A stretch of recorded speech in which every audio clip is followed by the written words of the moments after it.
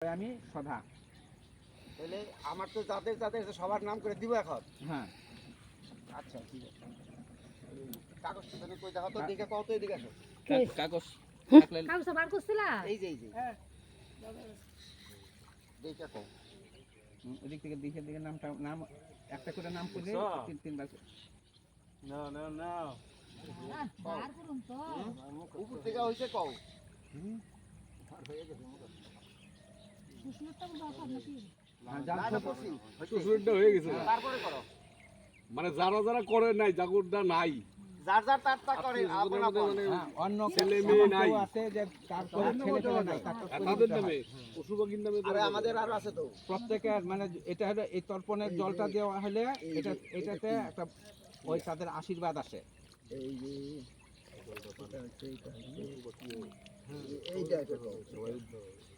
সুরেন্দ্র বংশ দিয়ে দিল তোর মা বাবা